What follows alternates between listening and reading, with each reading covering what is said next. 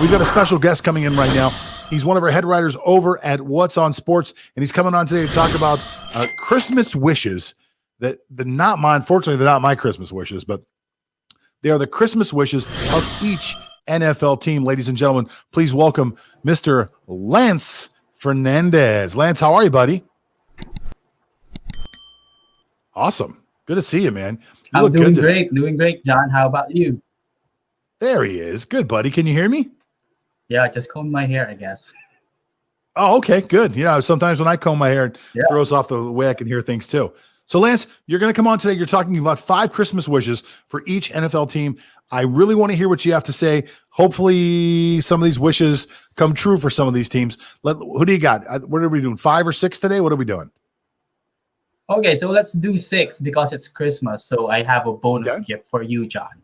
So first things first, your favorite team, Pittsburgh Steelers. I was able to ask Santa Claus what their Christmas wish is, and apparently it is a multiple entry visa to a place called the End Zone.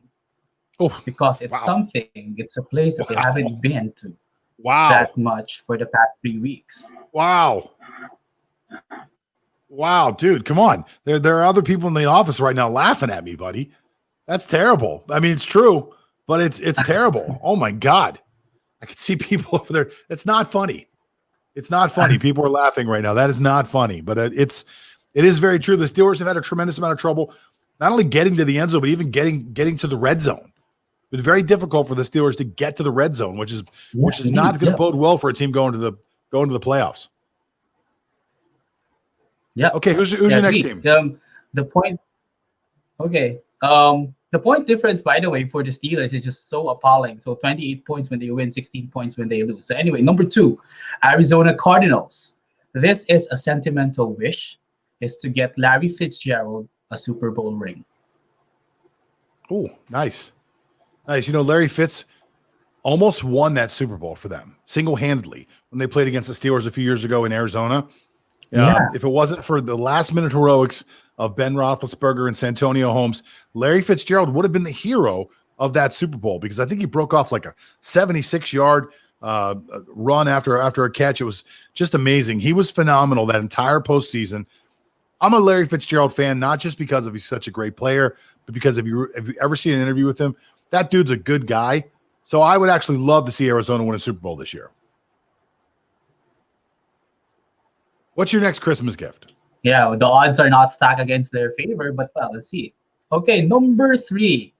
We go to the NFC West, leading Seattle Seahawks, and apparently they wished for an all-pro defensive back starter back because their defense in the passing game is just so appalling. They are last in the league when it comes to the passing game, and they need like a starter back of defensive backs that can defend the pass.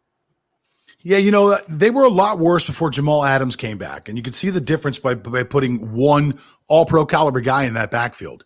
If they had another guy, if they still had a Richard Sherman or somebody like that, a shutdown corner, that defense would obviously be a lot better. Seattle's going to have to win some shootouts moving forward. That's all I can tell you. When they make it to the playoffs, no matter what happens, no matter who they play, I don't see any low-scoring games happening there. Seattle's a team to watch, though, in my opinion, because they're heating up at just the right time. What's your next Christmas gift? Okay, the next Christmas wish is from the Indianapolis Colts, and they would like to see a crystal ball wherein it will reveal the successor for Phillip Rivers. Oh, yeah, well, look at that. Indianapolis is not alone. There are a lot of teams out there, including the Steelers, Tampa Bay, New Orleans, that are really wondering who their next starter is going to be. And some of these teams have an idea. Some of these teams have some idea, but it's going to be some retread. It's going to be something like that that's in their mind right now. The question is, who's going to be the one to replace these teams that are actually good teams, that are never bad enough that they actually are low enough in the draft to actually get anybody who's a good quarterback. So it's going to be really tough. I don't know what Indianapolis is going to do. If they get rid of Rivers this year, that contract was set up so that they have an out after year 1. It's a 2-year contract. The team decides whether or not they want to go into year 2. Rivers, of course, could retire as well. But if they decide to get rid of him, they're not going to be very high on the draft list. They'll probably be in the 25, 26, 24 area as far as where they draft. It's going to be really tough for them to find a quarterback there. All right, you got one more for us? One more Christmas wish for a football team? Slowly, he answers. He's really thinking about it. This is methodical. By the way, guys, this article that Lance is talking about, he's only giving us bits and pieces of it. The entire article will be on what'sonsports.com today, over there where you guys can go and read it. What'sonsports.com. You guys can go over and check it out whenever you want to. Lance, you got that last Christmas wish for me? Okay, so our next Christmas wish is from the Minnesota Vikings. So, in the event, and apparently they want Mike Zimmer to regain the Infinity Stone of what we call the Defensor Act, or the defensive genius, because he has lost it.